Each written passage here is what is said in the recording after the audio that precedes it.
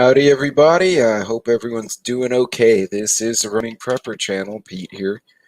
And before I go any further, whoever is on the chat, by all means, let me know. It's, hey, Northern Girl, how are you? And Joe? Joe, doing all right. Been a boring day. Sometimes. Wait, you said silver isn't the first thing you should be planning on, but one of the last. Yeah, you know what?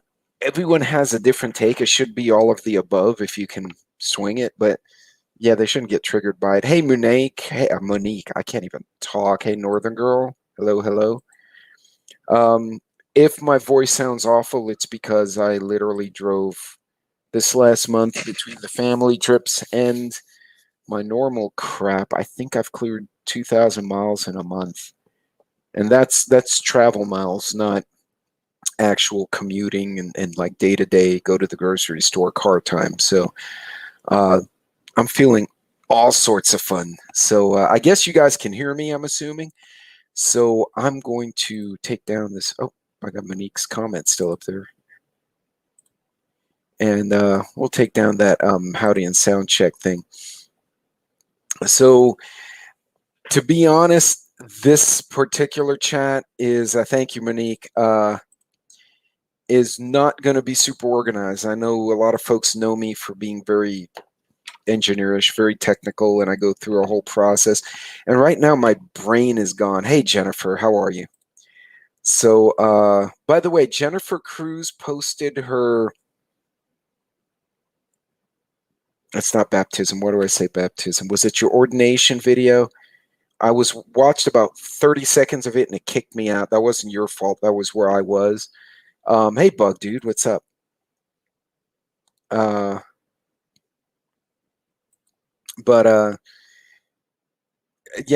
Jennifer posted a video with her church. It was pretty cool. I didn't get to see all of it, but by all means, if you can, check it out. I'll tell you, I had a bit of time. 14 pints of chili, cool. Ordination, yeah. You would think I'd know that, but I just blanked out. Again, it's been one of those weeks. So anyway, congratulations, Jennifer. If I didn't put it in the little chat thing below, yeah. And you know, Joe's brings up a very valid point. But you know, you prep what you can within your budget. Don't do crazy things. But you know, everything has its place. You know, silver has been a currency since the time of Pharaoh, but you can't eat the stuff. So would it be good in the middle of a disaster? Probably not. But would it be beneficial to have on the other end of a disaster? Yes, definitely. Oh, it was a conference. Okay. Jennifer, if your email's on there, I want to reach out to you. I think you and I have emailed each other before, but I may email you if your email's on your page. So, or you can email me. My email's on the page. I'd love to bring Jennifer on at some point so folks can, because I do believe that either faith or wellness, mental, spiritual wellness is very important to preparedness. I touched on this with the mental health video. Jason, Angry Prepper, actually talked about it today. Yeah, and had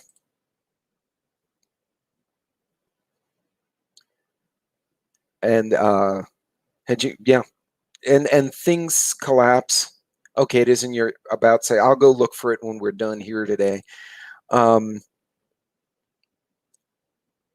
No, it's not going to be useful immediately. It would be more a tradable thing at some point, depending on how prolific a specific issue is. So I had a really good question from somebody while I was traveling, because I made little posts, I pre-recorded some videos, and someone asked me, and I've done only a couple of videos, I probably need to do more as much as I travel.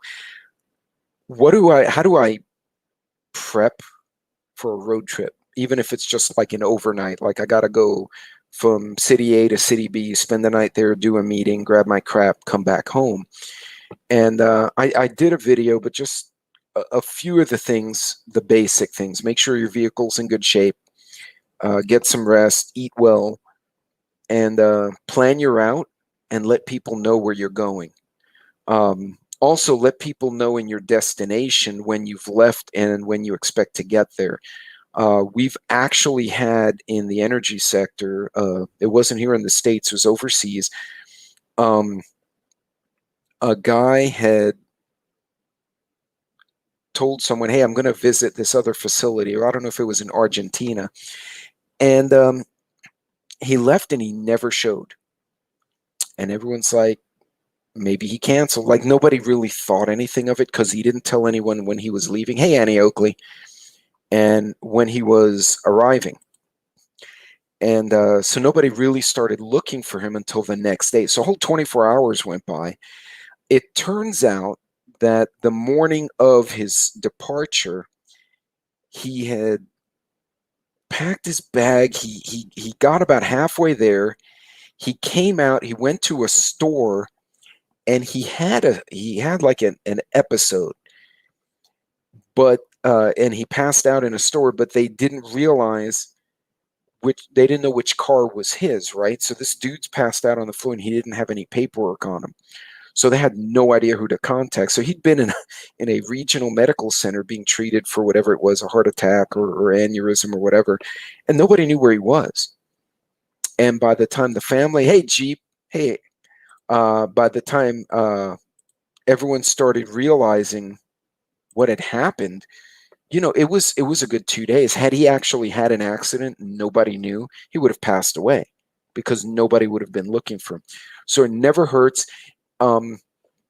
Something I do, especially if I'm going to a strange place, and I've got a couple of really good videos of recent travel I've done,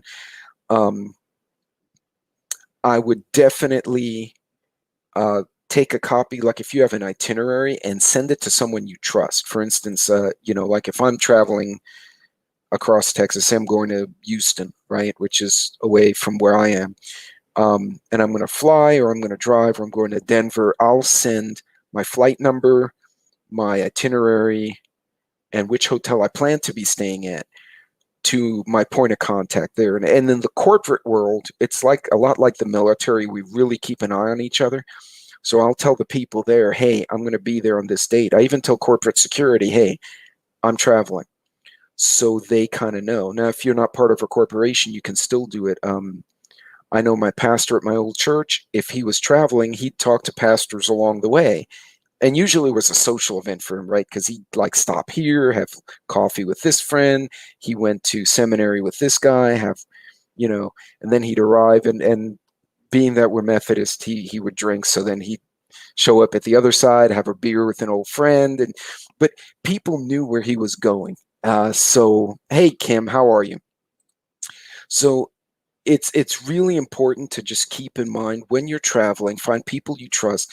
Another thing I do is I print a hard copy of my itinerary, my vehicle. Like if I'm renting a car, and I keep a hard copy in my carry-on and I keep a hard copy in my checked luggage. In the event I get separated from the check luggage, which happened to me going to Austria, and that's funny that, man, Monique, your timing. Took the flight through Istanbul. Oof. See, now what do you do there, right? So when and that's something else, and this is true. I don't sleep well on road trips. At least not the first couple of nights. If it's a longer stay, I kind of settle in, but the first night, no. Hey, creative, how are you? But yeah, it's always good to have those hard copies, because I was actually flying to Austria for a conference, and we stopped in Sweden. I think we stopped in Sweden. I ran into a couple of colleagues. All of us were former guardsmen and Marines and military, and we're all energy sector guys, solar, oil and gas, all that. So we're all meeting for this conference, and we're like, dude, you're on the same plane as me, because we're leaving early. And so we were kind of blotto when we arrived in Europe. We had been telling stories and drinking the whole way. And so by the time I arrived in like Vienna, Austria, I was, kind of like, where's my bags? And my bag didn't show. And none of our bags showed. Something had happened in Paris or Sweden, wherever the hell we stopped over. But I had a copy of my rental car. I had a copy of all my stuff. So I basically showed it to the cabbie and said, I need to go to this hotel in this town. And I gave him euros, and off we went. And I wasn't stressed out. So always good to have some copies of stuff. Um, just a wise idea. So that's one of the things I do. Keep copies, have people on both sides kind of paying attention to my travel. When I go to the field, I actually will plot out like drilling rigs, frac locations, solar farms, whatever I'm doing on a map, and I snapshot it and send it to my boss and to my wife. And I'm like, this round trip should take me 5 hours and I'll be back in town. So I don't come back in town in 5, 6 hours. People are going to start looking for me. Right. Basically, have a backup. That's the easiest way. And also, yeah, if you're traveling, especially overseas, you're going across the US, right? You're going from Texas to Denver and they lost your baggage. You can go to a Walmart and get underwear and a pair of jeans until the next day. But make sure you have those backups. Bring the minimum necessities you need in your carry-on so that when you show up on the other side, if they lost your luggage, you have some amenities. Driving is different because I can put a pile of stuff in my car. And I can even put like my small get home bag and everything. Well, it's already in the car, but I can put all sorts of stuff in there and organize it a certain way. So in any case, running to the grocery store. Okay, so Bug Dude, true story. When I got there, after 3 days of the conference, we kind of had like a day off. So I went with some local technology folks. They were like, hey, we'll show you around Vienna. And they said, we're going to bring you to the touristy spots and then the places we hang out, which were way cooler. And in one of the tourist spots, they had a hat. They had a kangaroo with a no through it, the no kangaroo. And it said, no kangaroos in Austria. And I grabbed the hat and I look, well, this is where I'm going, man. I look at the lady behind the desk, who's obviously an Austrian woman, and I'm like, why would anyone think there were kangaroos in Austria? And then I went, this is for stupid Americans. And the woman busts out laughing. She's like, yes. And some Canadians, but usually the Americans, they're like, where are the kangaroos? No. So we give them that hat. It took me a second, but because I was jet lagged, but yeah, I was sitting there looking at this hat going, why would you think there was a kangaroo in Europe? They don't live there except the zoo, maybe. Yeah, they literally made a hat just for, which tells you, which, oh yeah, it makes them nuts. And I'll tell you what, the fact that they had an entire like tourist shop with hats that said no kangaroos in Austria in English, it was probably not meant for the British. It was meant for our stupid kids who don't know history and think Canada is part of Spain. This is why my kids gotten. Actually, I didn't have to because I was holding the hat and I'm like, why would anyone buy this? What people think they're kangaroos in Austria? And she looked at me with one eye, and that's when it clicked. Of course, Joe, I would have been a little bit faster on the draw had I not been drinking schnapps with those very fun geologists and engineers I was hanging out with. So I was a little slow on the draw that day.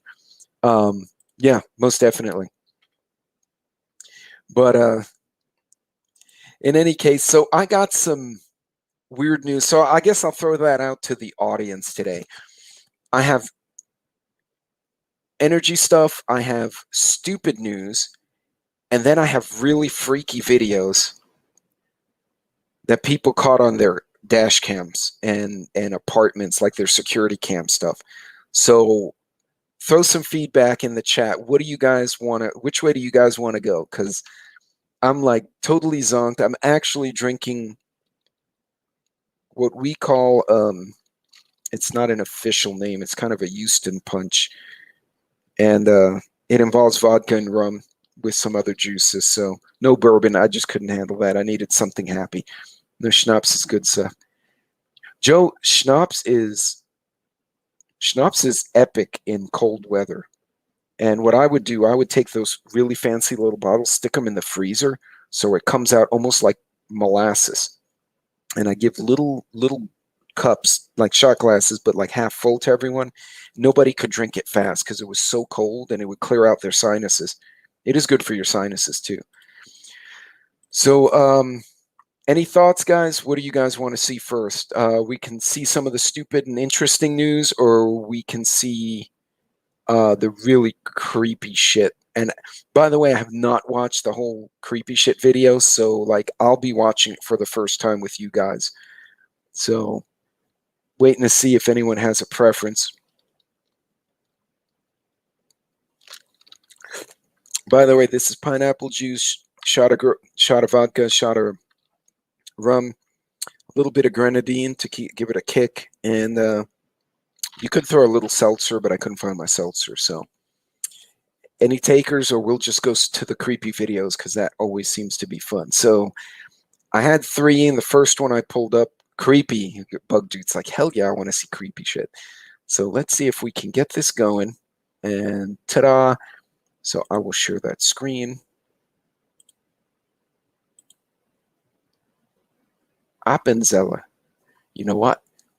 Because it has a CR in it, LOL. Actually, creative, that's a perfectly legitimate reason to watch it. So let me see if I got screen 2, share. So my little dude should be small. Yep, and you should see this. Okay, let me start the video. Let me know if you have audio, okay? I think I did it right, but let me know.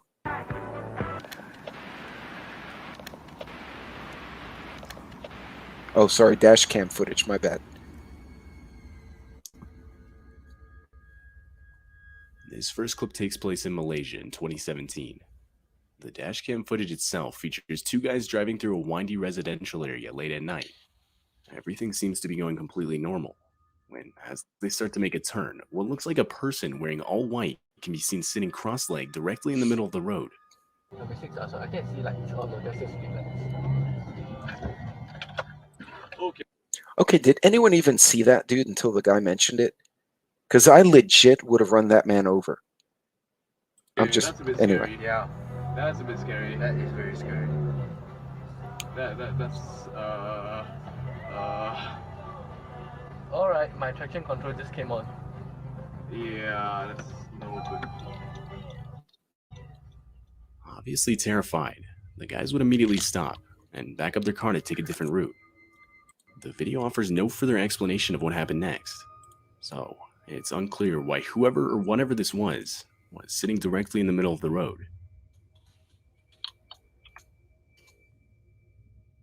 On the day of October 15, 2018, police would be flooded with calls from drivers on the highway. The calls reported a Subaru Forester with foreign plates towing a caravan in the furthest lane, carelessly going full speed down the opposite way of the highway. Oh, The driver of the vehicle was able to do this for a full 7 minutes before getting into an accident. And while this... so did homie not realize he was going the wrong way with the trailer? Damn.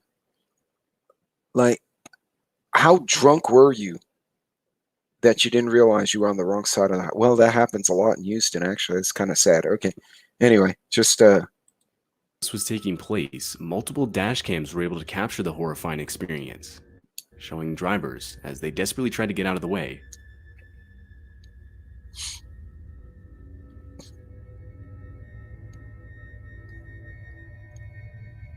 Ooh.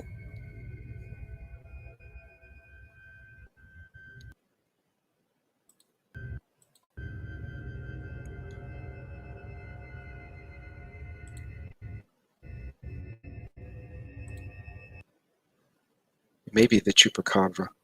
The platform is blocking you. Oh no. Wait, the video or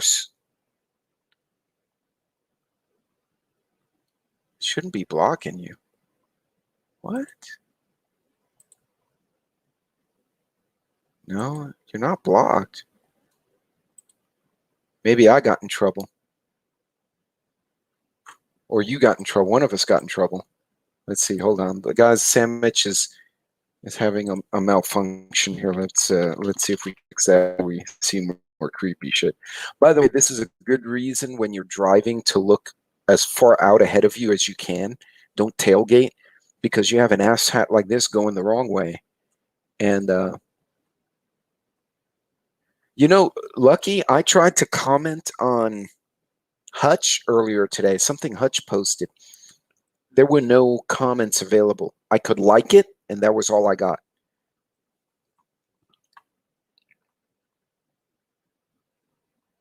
Were you able to, like, tag them?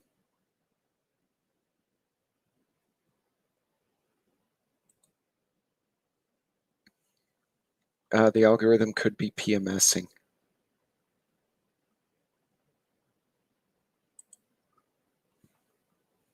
Hold on, I'm trying to see what is happening. Give me a second here. Now I got a bunch of screens up, so if I crash, you'll know why. But let me see if we can fix sandwich here before we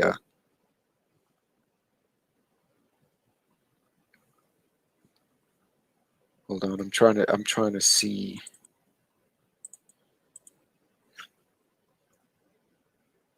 Okay, no.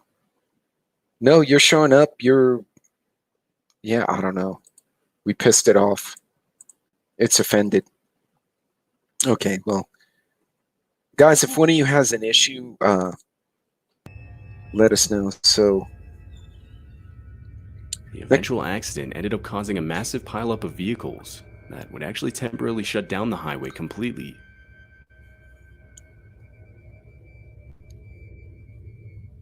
In this video, this man who is on his way home late at night claims to see a person on the side of the road. But again, it's late at night and on a desolate street with no lights. So with his camera, the driver starts filming while slowly getting closer. Oh my car. Reverse. There was somebody walking in that distance. It looked really, really sketchy. It's like right under that sign over there. Let me try to zoom it in for you guys. See if you guys can see anything. No, I'm gonna have to put the lights over there for the car. I'm trying to get you guys a picture of this. But this thing is scary as I have never seen no one look like this or be like this. See if you guys can see it with the light down there. Oh no, still too far. I'm getting on the road here by it, and I don't see nothing still. Let's zoom it out. Where did they go? I don't know where they went. What the f? He's standing like under the sign over there. I don't know if you guys can see that. He's legit like standing under that sign right there. Just like right there on the side of the road. That's when the driver claims to see the person. And after turning on his high beams, a man on the side of the road wearing a black shirt and dark jeans is revealed. He also seems to be wearing some sort of mask.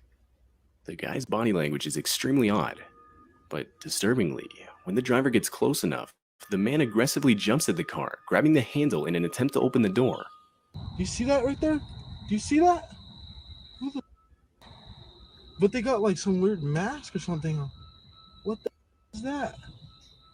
What the? Oh, what the? Oh, what the? Who this guy is, or why?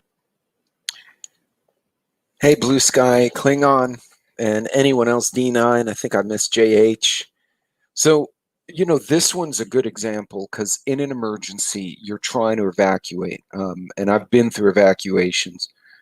Ironically, on both ends of the evac, both the evacuee and then as the person helping them. And you get stuff like this all the time. I mean, stuff just comes out of the woodworks.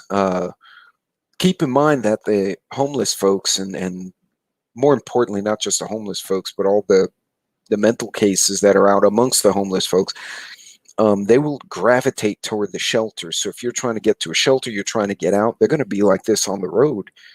There were a few towns literally looked like what you used to see in World War II in the old movies, where you'd have the Humvees and the soldiers and the responders going one way and the citizens going the other, some on foot or on horseback.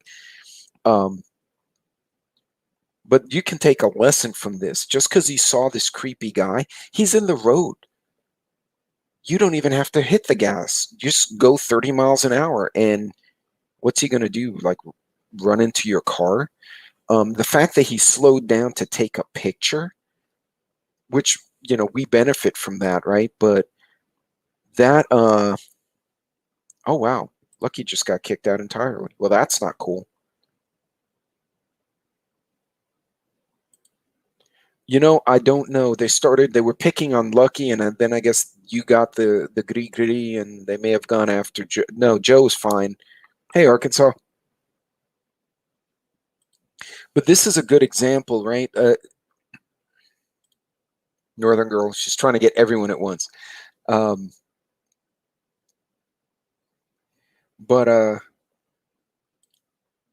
This is a good example of what not to do if you see weird shit on the highway. Don't slow down. The minute he said, this guy has a hey.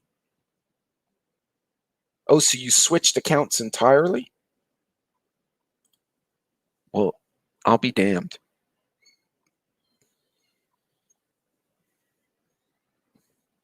They're upset at you, Patriot or Sandwich. So this is a good lesson, guys. If you're traveling, and I travel a lot at night, and you see weird stuff, don't stop. You're better off. I mean, we have technology, right? Go to the next gas station, pull over, call the cops, and say, "Hey, there's a dude stranded between these two locations," and they'll go investigate. And definitely, if he's got a mask, he's being a weirdo. Don't do this. Anyway, why he's alone on the side of a desolate road in the middle of the night is unknown. But one can only imagine what he intended to do if he were able to get the car door open.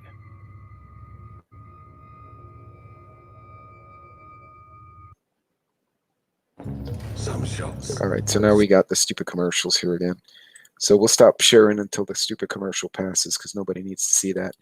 But anyway, you can learn a lot from a situation like that. And this is one of the reasons I love creepy videos, accident videos, not because I'm being morbid, but as a tool to look at errors others have made and then go, hey, you know what? That was a really bad idea this person had. So now this next video is going to be really cool. Let me share it again.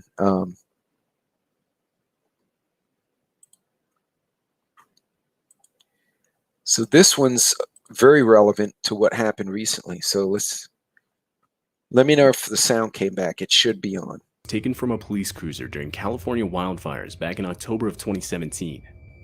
The clip's only 11 seconds, but shows the cruiser desperately attempting to exit a neighborhood that was overrun by the wildfires. I dispatched someone from the fire department and tried to dispatch by accident. They're scared unaware of which way the fire is going. They have so many fires, they can't really keep track at this point, and they also cannot get through. On the sides of the road, through the smoke, trees and even whole houses are seen actively burning. Throughout the duration of the video, fire from the trees above can be seen raining down on the car, making the scene all the more disturbing.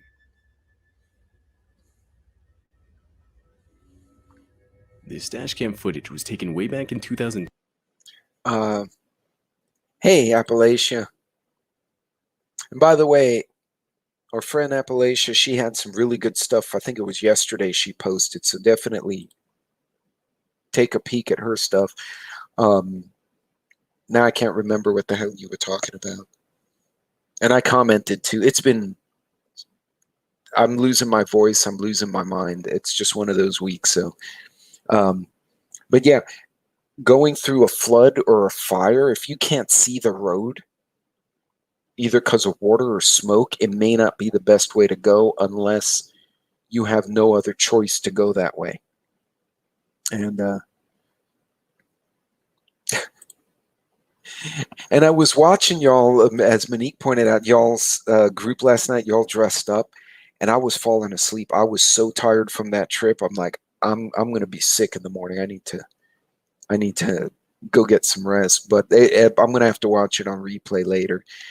But a lesson learned: if you're evacuating, it's not only people. If you can't see the road, the first 8 people who died during Hurricane Harvey, including a cop who was trying to help someone else, were killed in their car because they drove into water because they couldn't see where they were going.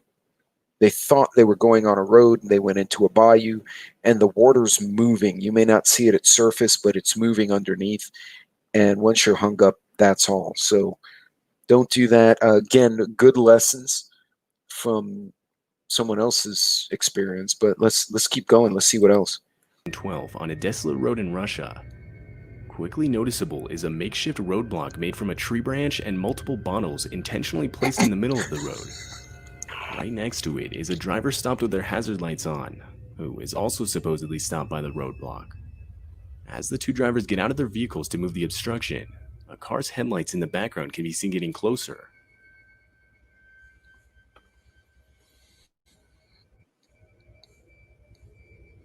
Along with this, 2 people on the side of the road seem to appear out of nowhere.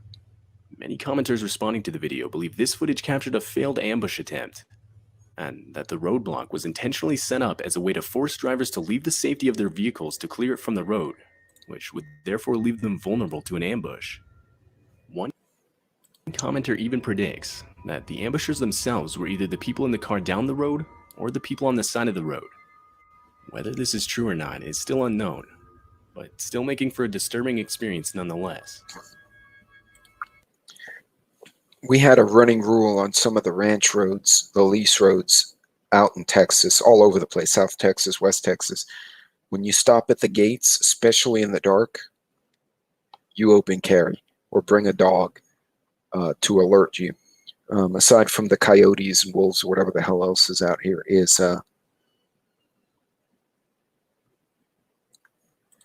And you know what it is we get in our vehicle and you get a different mindset than if you're walking.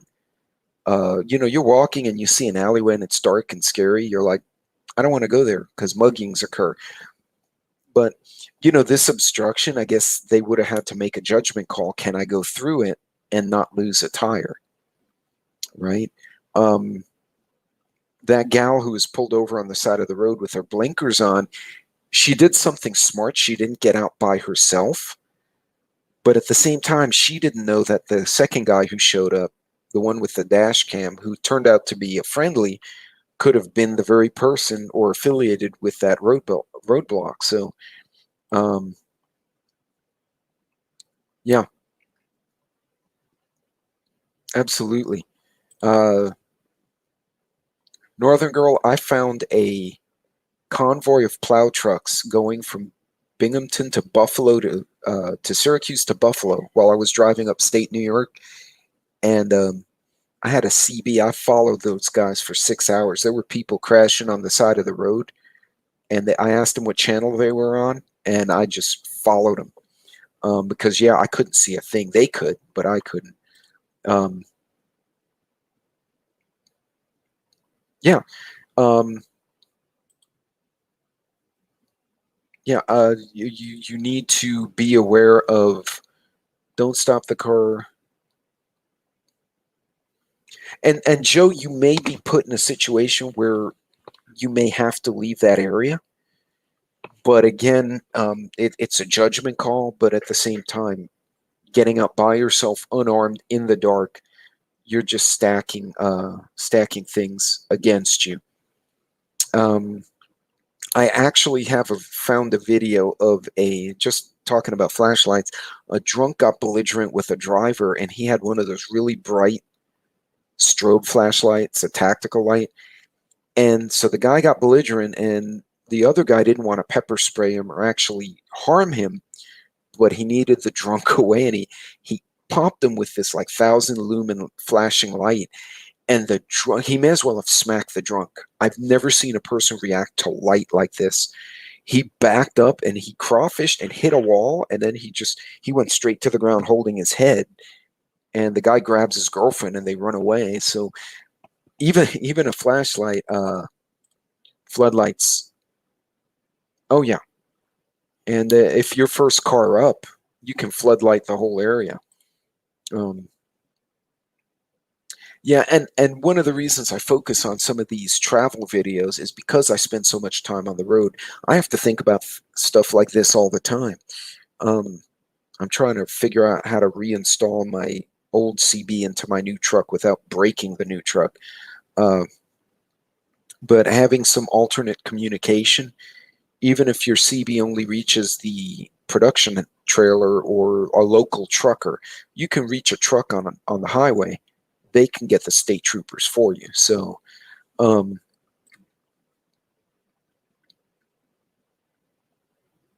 yeah, that's yeah. Once you're out of your car, you're at risk. So, the gal who was pulled over was being smart, but she didn't think it all the way through. That, well, the guy coming up behind me could be a bad guy too. And that's part of the reason I bring it up, Arkansas, is we're all going to be mobile, right? People are going to be evacuating, moving, trying to get from A to B, go to your bug out location. Whatever it is you're doing, people will be on the road in horses, bikes, motorcycles, cars, whatever the hell you're driving. And roads are a great way to get somewhere quickly, and they're a great place to ambush you. So you have to understand those dangers that are out there. Yeah, Mad Max. I want a Mustang done like Mad Max's Mustang, but in the first movie, not the weird one he had in the third movie. That was a cool Mustang. I mean, with the armor and everything. I'll get pulled over out here. They'd be like, seriously, dude? But it would still be cool. So, anyway, to the next one. Around 7 p.m. on a night in 2018, this driver would come across something pretty disturbing. While driving down the highway, the driver would notice some woman sitting on the back of a car just next to him. The car itself reached speeds of around 50 miles an hour. The whole time, the woman on the back is left with practically nothing to hold on to. How much you want to bet that's a domestic thing? Boyfriend/girlfriend decided, I'm leaving you. She said, no, I'm sitting on your car. And he said, fine, you're going for a ride. And he hauled ass down the highway.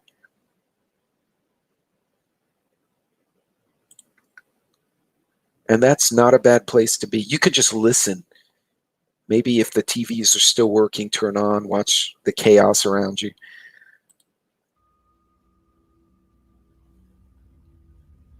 Lucky got back in as Lucky.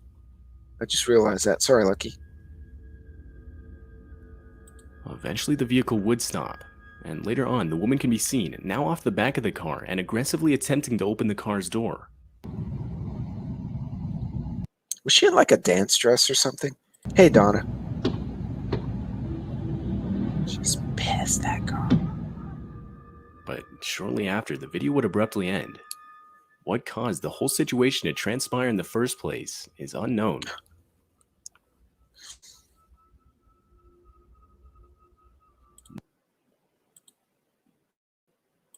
All right, so we're getting another commercial here, so we'll mute that for a minute. A lot of things you can learn by looking at weird videos like this that other people have experienced. So you have something in the back of your head, in the back of your mind, when you go into certain environments. Just keep in mind, if you're evacuating wherever you're going, you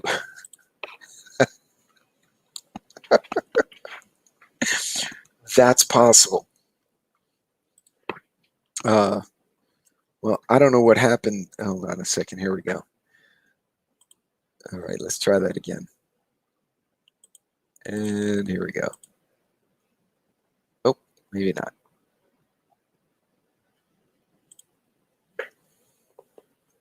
Oh, hold on. No audio. My bad. Almost immediately, thousands of... This truck driver was driving in the desert and quickly approaching a giant gray cloud that he assumed to be a dust storm. But horrifyingly, as he got closer, it was revealed that rather than a dust storm, he was driving straight into a massive plague of locusts. Almost immediately, thousands of locusts start slamming into the... All right, that legit freaks me out. Because that's a biblical plague this poor guy's driving through.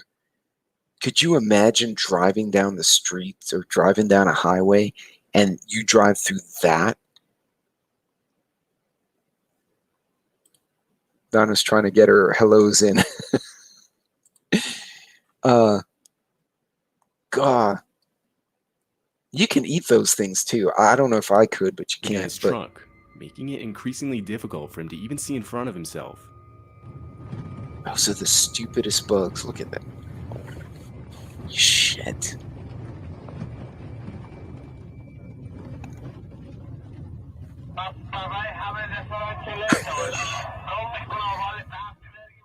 The whole thing, no doubt, making for a pretty unsettling scene.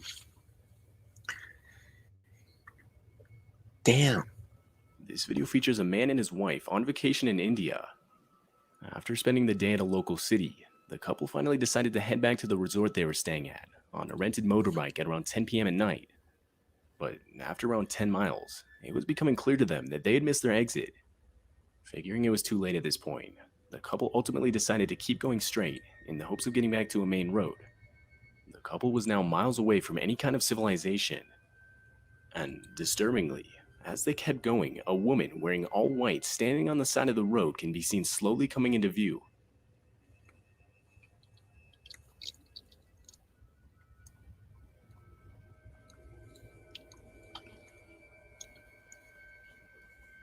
It's Marie Couple, of Laveau. course, end up speeding past the woman, who doesn't even seem to react. And again, you gotta remember, it was 10 p.m. at night when this happened, and that section of road is miles away from any kind of civilization. Who this woman was, or why she was on a desolate road in the middle of the night, still remains unknown. That was weird. So, gang, I thought you would enjoy some of that, but there were some lessons for preparedness in there.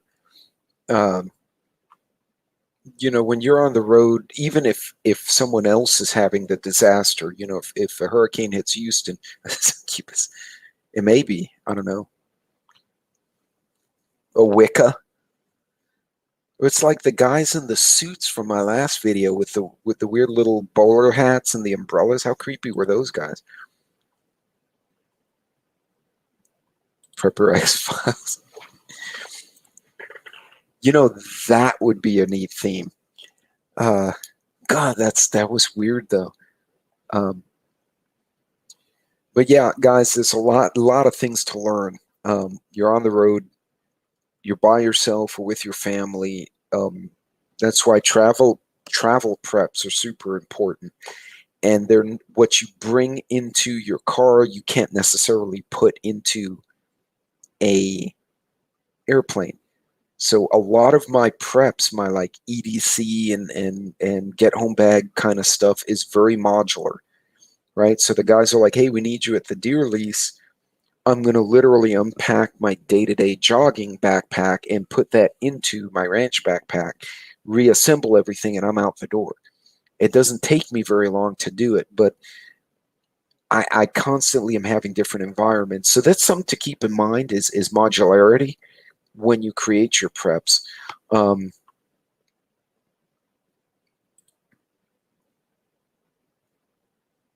Yeah, that's a good way to do it. So speaking of X-Files and weird stuff, I'm glad you guys brought that up because this is I saw this article earlier. Honolulu police using robot dog to take temperatures of homeless people.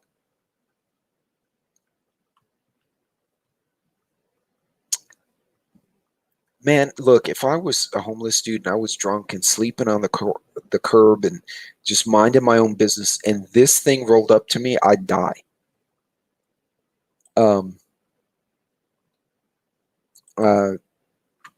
Let's see. The dog known as Spot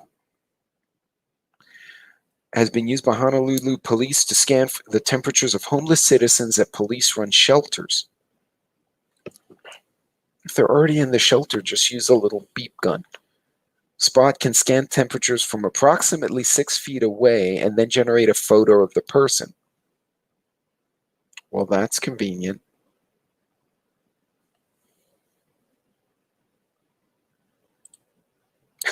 Joe.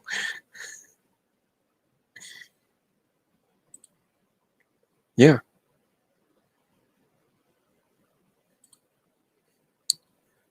That would be awesome. God, I'd get in so much trouble. Yeah, I'd get a call from the ATF because what just popped in my head, I'd be like, this is how you disable these things. And then I'd get a phone call, be like, no, dude. They cost roughly $150,000 each. In March 2020, former President Donald Trump signed the 2.2 trillion CARES Act. A person who has tested positive for COVID at the Homeless Outreach and Navigation for Unsheltered Persons facility was helped Saturday by Spot. While police were on the way, the department confirmed Spot was able to assist in delivering food and water to the person. So it's like those rescue dogs we used to watch in Tom and Jerry. The Newfoundlands, which used to have their little barrel of vodka or schnapps. You remember those cartoons? Or am I the only old guy on the chat? And does it carry like schnapps? What does it do? Does it have MREs? I'm so curious now. Dude, I want a robot dog that dispenses alcohol and stuff. I don't know. Appalachia, you could just run up to the guy with a little thing, say, hey, I need to take your temperature. Bleep. Right?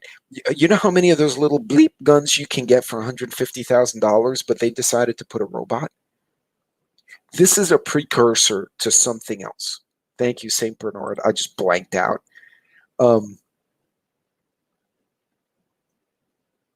This is for something else.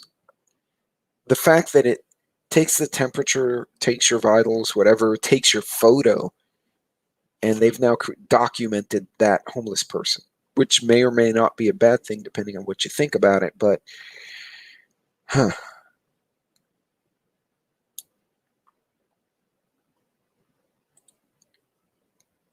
No, we have not. But remember, I Am Legend started with a vaccination. I probably just screwed up my video saying that word. But anyway, you got Joe's like, seriously, now I'm going to be thinking about that all night. I don't know. Well, it gives them food and water, apparently. Wait a minute. So with the cootie, how come? And the cootie's serious, right? The cootie messed people up, but there should be dead homeless folks everywhere. Like all of them should be passed away, right? Because they have no health care. They're just and die. And I'm not seeing no dead homeless people anywhere. They're still there.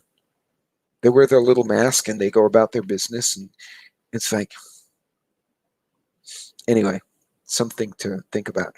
But apparently it does good things. So it dispenses food and during the next lockdown.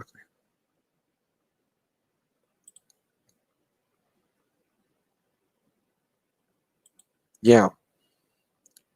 A robot dog would be stationed at every neighborhood. So do the neighborhoods fight back with their personal drones? Like, is it drones versus robo dogs? That would be an awesome, stupid movie to make. Like Attack of the Killer Tomatoes, but with drones. Anyway, there. But they're not passing away everywhere, are they? Like if there was a serious thing, so like if we had, so we have a doctor, he's an oncologist, and he understands virology because that matters to cancer patients.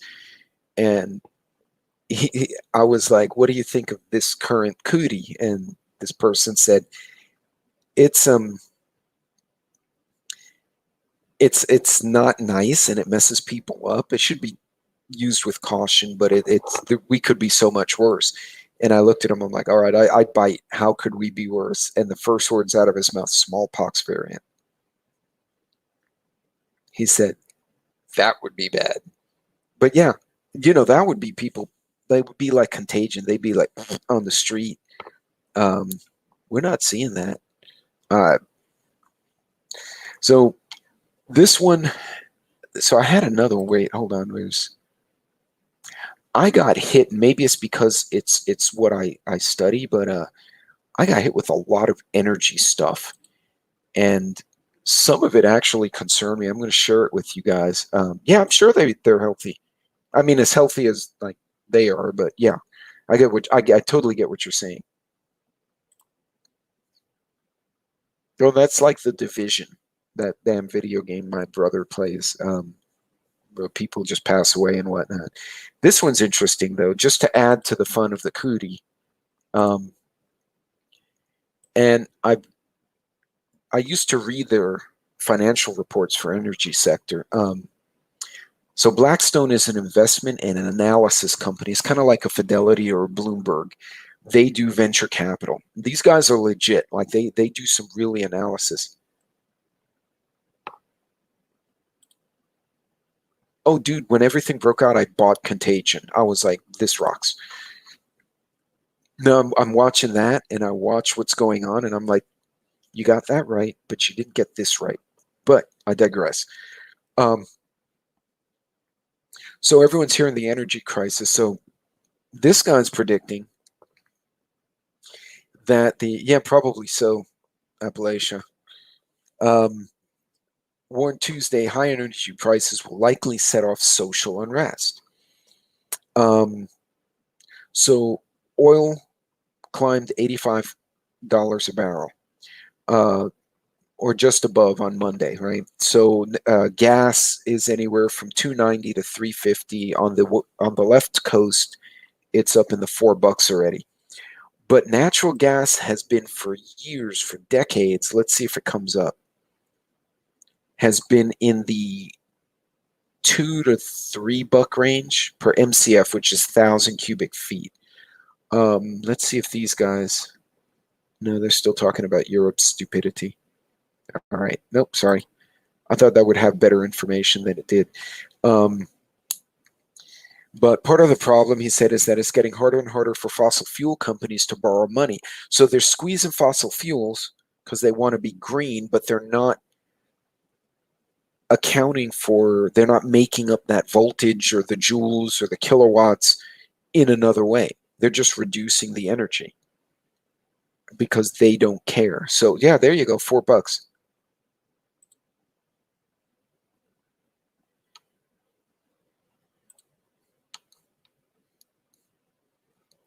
Yeah, I promise you the shotgun I bought my brother-in-law and sister, which was the first firearm they ever owned. They probably have never done anything with it. And it was very simple. $200 12 gauge from Academy. That's frustrating. It is. And lucky, to be honest, I had to watch it the first time. Like I watched it, with the family and Contagion. And then I came back to it before the cootie, just as a study piece, and then the cootie hit and I watched it a third time, but this time I was really like, I kept rewinding, like, what did that guy say? Because you start analyzing it. They actually excuse me, they actually did a really good job on predicting some of this stuff, like the companies and people trying to profit off of it. But yeah, long story short, he's saying inflation is definitely more than transitory. You know how the current leaderships are saying, oh, it's inflationary, it's transitional inflation. No, it's not. He says it's not. He calls BS. He said not only are the gas prices costing consumers at the pump, but the government recently projected that home heating costs will rise sharply this winter as well. I heard one person who told me off the record that solar, wind, oil, and gas combined, trying to keep up if we have a wicked winter like we had last year, you will see, you will probably see gas going from natural gas, right? So like for your stovetop or your fireplace to $15. So I want you to envision that for a second. You order a heater, all that stuff, you pay 30, 40, 50 a month now, quadruple that. And that would hurt a lot of people. Hey, John, how are you? John, I haven't seen him before, and that looks like a Scottish flag, friend. I may be wrong, but I have a lot of friends from Scotland. I see that flag a lot. I may be wrong, so let me know if I am. But cheers and welcome. So short-term policies related to environmentalism in terms of restricting supply of hydrocarbons has created an energy inflation. And we will be living with it for a while. I can tell you right now, the production, they can't keep up. You just can't train and supply the people. And the other day, I literally drove through oil and gas, a wind farm, and a solar farm. And okay, I was right.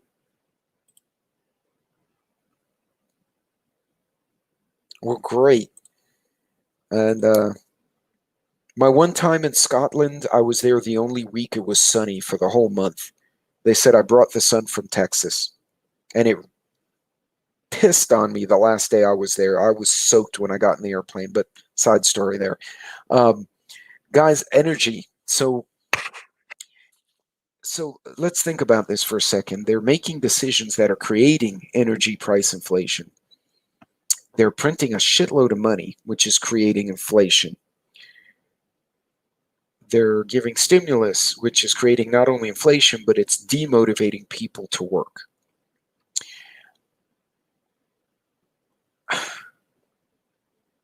Surely someone sees this doesn't work that way. Or maybe they do. I don't know. I'm speculating.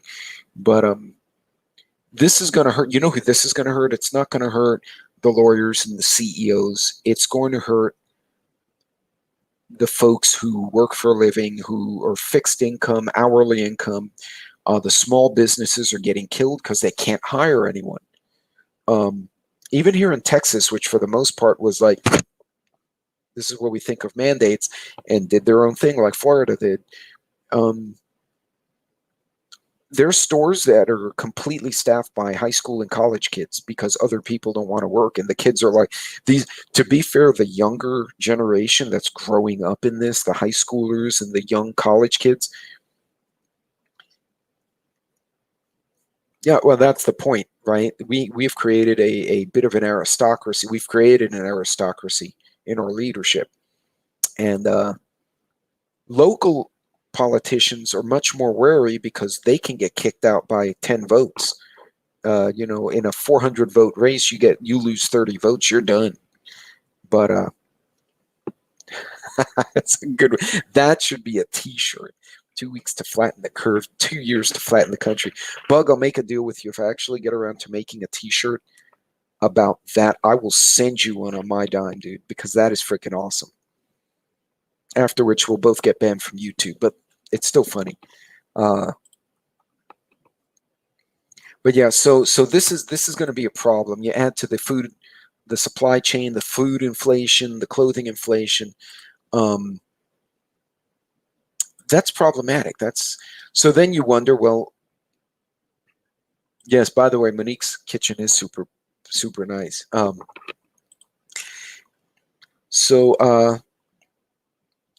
Bloomberg, again,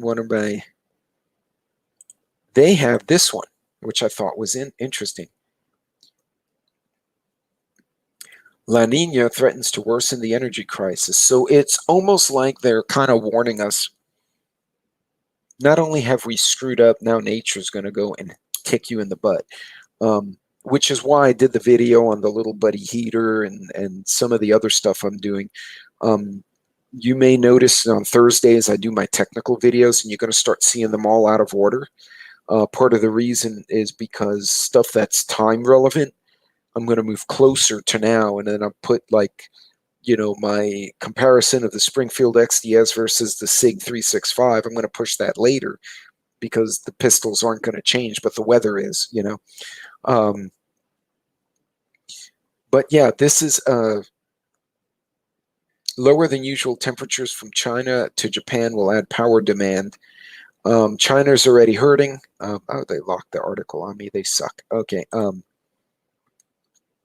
But yeah, you see that. So guys, you're going to see this. Now, I'll tell you what, I did go through because of my trip this weekend, which is why I sound. Did you try them, by the way, Arkansas? Because that would be cool. Cornbread for Canada.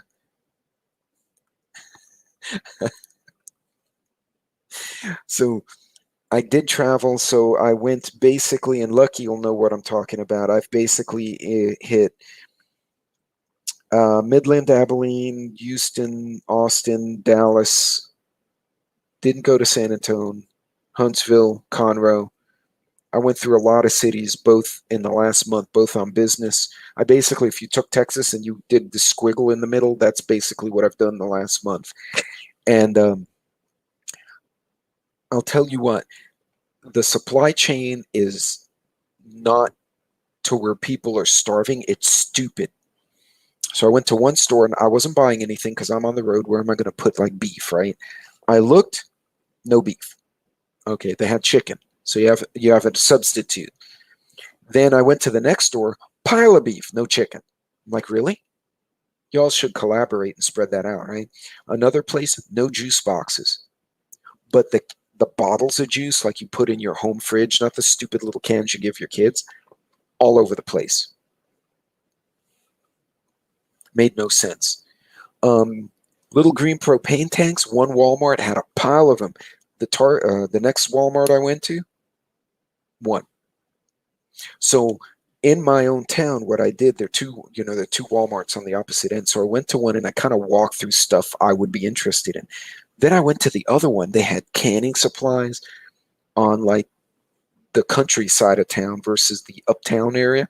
They had canning supplies. They had mason jars. They had beef. They had pasta. They were stocked. It was to where the stuff was starting to fall off the shelves. And I'm like, so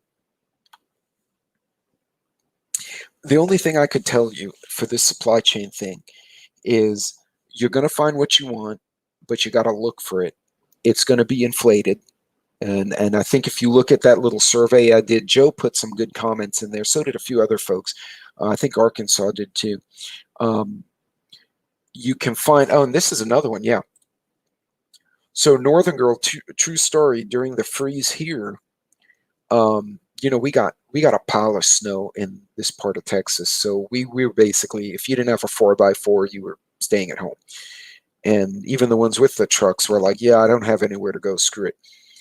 My power in my subdivision did not go down, and the cell towers stayed up because they're kind of battery backup and they have solar. Facebook and the local, like your community group, became an absolute trading post. There were people like, hey, my milk went bad. I didn't check before the storm hit. Does anyone have powdered milk? And someone else puts, I have powdered milk. I'm looking for, 2 rolls of toilet paper. And so lady one told lady two, well, I'll trade you. If you give me some milk, I'll give you toilet paper. And so all of a sudden there's conversations being had. And then you'll see a post saying, my son is on his way in a little pickup truck. So you see, hey, Metal, how are you?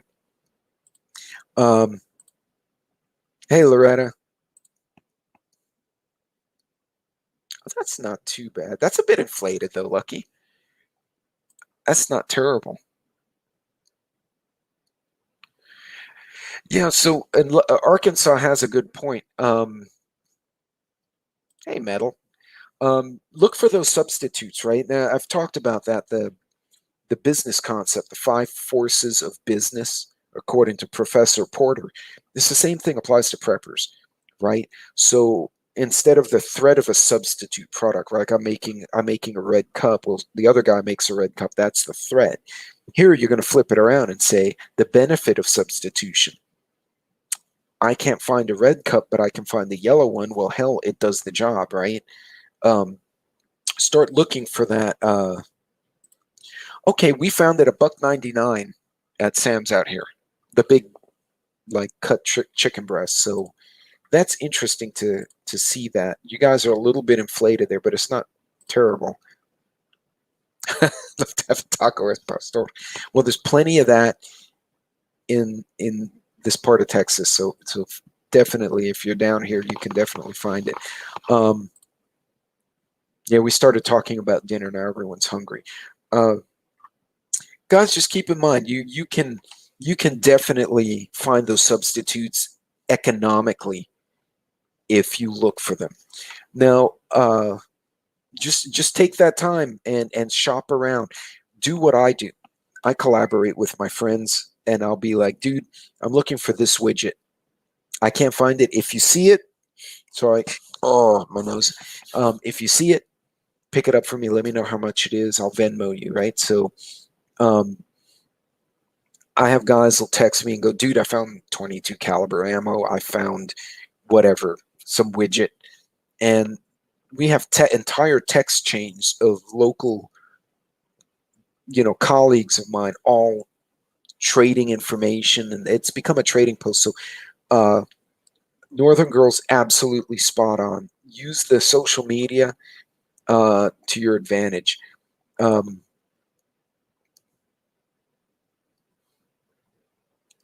That's not bad. And the commissary is going to get priority, and you don't have the tax burden typically, so that's not a bad deal.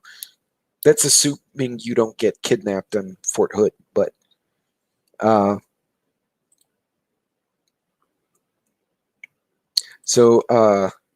wait, hold on. I lost. Somebody asked a question, but I think I lost it here. Okay, no, I already covered that. Sorry, lucky it was a price you posted. I already looked at it. Speaking of pricing, I got one goofy. Yes, and Donna's in a military family, so yeah, she can. You get good deals. For the record, the young MPs that I'm in touch with, nobody wants to go to Hood. Like one guy refused to reenlist because they said, if you reenlist, we're sending you to Hood. He's like, I'll retire. I'll. Young guys too, young MPs. They just, it's a goat rodeo. So it's a cool place, but there's something going on there. It's not bueno. That's not bad, Joe. We're finding it out here. It just depends what you're looking for, but yeah, North Fort Campbell. No, is Fort Campbell rough? But speaking of pricing, somebody, I mentioned couponing and saving money, buying in bulk with your friends or your mag, and then share the cost and split it at your house. Somebody did it wrong. You know that song on TikTok, I understood the assignment? Well, this person did not understand the assignment. They were creative, but then they did the wrong thing. And I'm going to share that with you as my stupid news for this evening. That is not an incorrect statement. Virginia Beach woman who sold $31.8 million worth of counterfeit coupons to shoppers used the money to pay for high-end home renovations and vacations. So,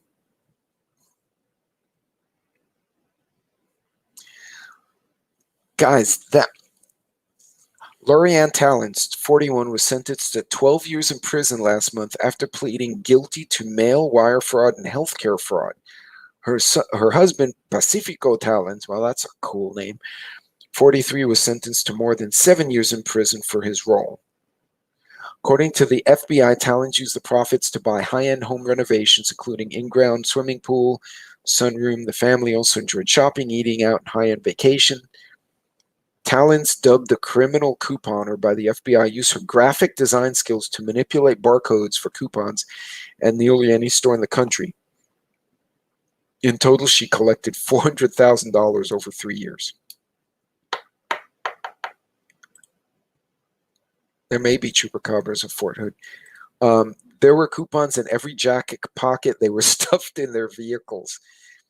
Tallons used Facebook and Telegram to find coupon users, was able to avoid authorities by using encrypted communication devices to deal with her customers and using cryptocurrency for payment. If the coupons are rejected, if they are counterfeit, then the retailer doesn't get paid back for them. But that whole process takes a lot of time. By the time the coupon gets identified as being fraudulent, the coupon may have already been used how many times? So that's impressive. But she shipped them using the U.S. Postal Service, and so that's mail fraud. And that's probably how they got her the first time. In addition to the fraudulent coupon rings, Talon's defrauded Medicaid and the Supplemental Nutrition Program out of about $43,000. Well, that sucks.